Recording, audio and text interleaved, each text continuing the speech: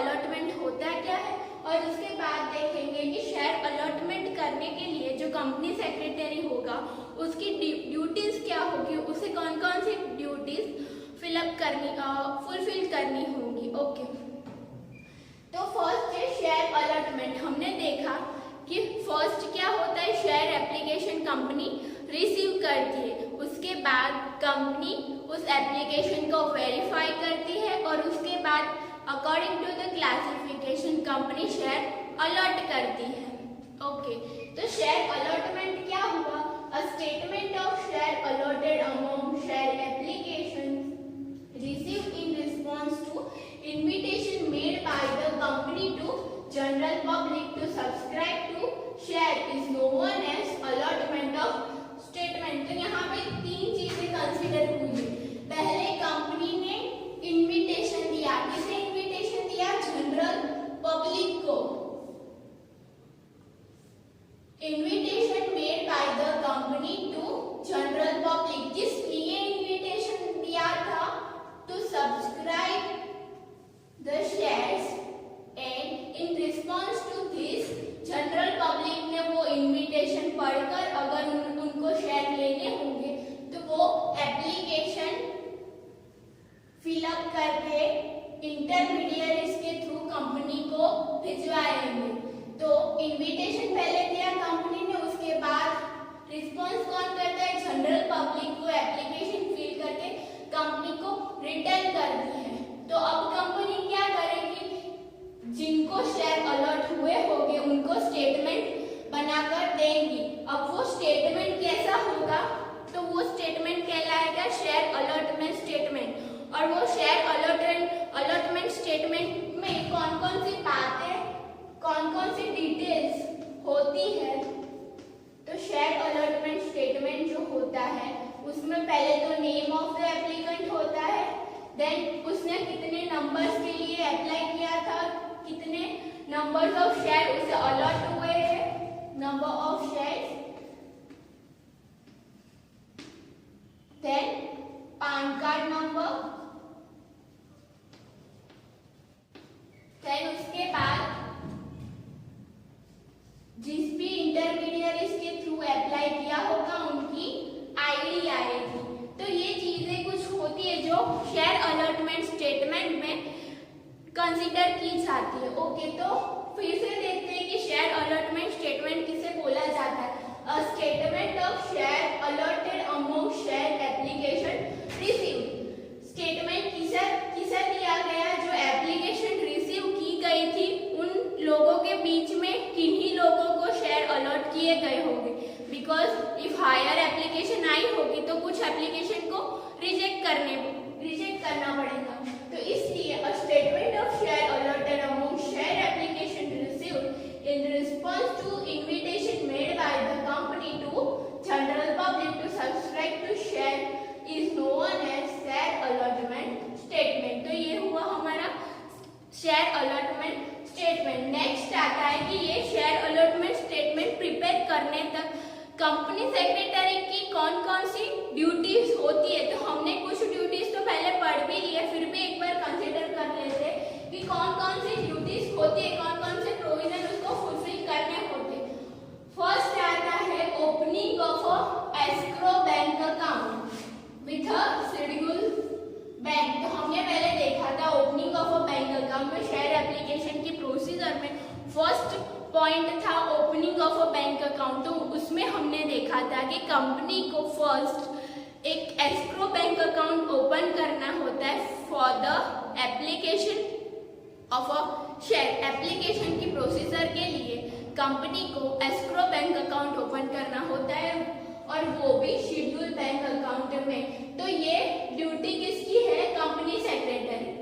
Next point है हमारा agreement with recognised stock exchange for listing of share. अब shares की ट्रेडिंग करवानी है, शेयर फर्स्ट टाइम इशू किए हैं जनरल पब्लिक को कंपनी ने, वो शेयर फर्स्ट टाइम मार्केट में आए तो उसकी लिस्टिंग करवानी होती है on recognised stock exchanges, for example BSE, NSE, Bombay stock exchange, national stock exchange. Okay, then agreement, तो कंपनी को वो स्टॉक एक्सचेंज लिस्टिंग कराने, स्टॉक एक्सचेंज में लिस्टिंग ऑफ शेयर्स कराने के लिए कंपनी को उस स्टॉक एक्सचेंज के साथ एग्रीमेंट करना होगा, एक कॉन्ट्रैक्ट करना होगा।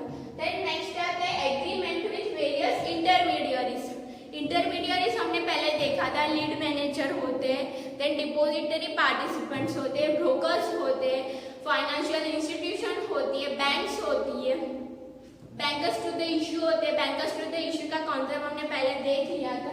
तो वो सब हुआ इंटरमीडियरीज। इंटरमीडियरीज का वर्क क्या होता है हमने वो भी पहले देखा है कि शेयर अलॉटमेंट होते हैं तो वो हुए हैं या नहीं, उसकी इंफॉर्मेशन भी कंपनी इंटरमीडियरीज को देती है। इंटरमीडियरीज किसे पास ऑन करते हैं? जनरल पब्लिक को और शेयर एप्लीकेंट को। तो वो कम्युनिकेशन करते हैं। ओके, वो एक लिंक है between two company and share holder. तो वो इंटरमीडियरी के साथ भी कंपनी का एक एग्रीमेंट होना चाहिए और ये दोनों एग्रीमेंट कौन देखेगा? Company secretary. ये ड्यूटी है कंपनी सेक्रेटरी की एग्रीमेंट रिकॉग्नाइज्ड स्टॉक एक्सचेंज के साथ प्रॉपरली हो और इंटरमीडियरीज के साथ। देन आता है classification of share applicant. Share applicant हमने देखा था कि शेयर एप्लीकेंट के क्लासिफाई किया जाता है, retail investor, high net worth investor. तो ये सब क्लासिफिकेशन हुए, वो भी कौन करता है? Company secretary. ओके, देन हमारा नेक्स्ट पॉइंट है fulfilling statutory provision for withdrawal of share application and closure of subscription list. अब शेयर एप्लीकेशन जो आई है और उसका जो विड्रॉवल होगा और उसके जो प्रोविजंस होंगे उसको भी फुलफिल करना होता है, वो ड्यूटी है कंपनी सेक्रेटरी की। देन नेक्स्ट पॉइंट है meeting of board of director for allotment of shares. तो हमने देखा था पहले कि शेयर अलॉटमेंट करने से पहले बोर्ड ऑफ डायरेक्टर्स को एक रिजोल्यूशन पास करना होता है। तो वो रिजोल्यूशन पास करने के लिए एक मीटिंग अरेंज होती है और वो मीटिंग कौन अरेंज करता है? Company secretary. Most of the meetings in a business arrange by the company secretary और उसकी मिनट्स को मेंटेन करना, रिकॉर्ड करना, वो सारी ड्यूटीज भी कंपनी सेक्रेटरी की होती है। देन नेक्स्ट है information to applicant regarding share allotted और नॉट। तो शेयर होल्डर को शेयर एप्लीकेंट को शेयर अलॉट हुए हैं या नहीं, उसकी डिटेल्स भी शेयर एप्लीकेंट को मिलनी चाहिए कि उनको शेयर अलॉट हुए हैं या शेयर अलॉटमेंट उनके साथ नहीं हुआ है। तो इसकी डिटेल्स एसएमएस या ईमेल थ्रू उनको भेजनी होती है। देन नेक्स्ट है filling share allotment statement, filing share allotment statement with registrar of companies. Filing share allotment statement with registrar of companies. तो रजिस्ट्रार ऑफ कंपनीज को वो कंपनी का भी हेड होता है। तो most of the documents have to be filed to the registrar of companies. तो share allotment statement भी पहले रजिस्ट्रार ऑफ कंपनीज को फाइल करना होता है। देन नेक्स्ट है payment of remuneration to underwriters and intermediate. यहाँ पे कौन सी इंटरमीडिएट्स आएगी? डीपीस होंगे, लीड मैनेजर होंगे,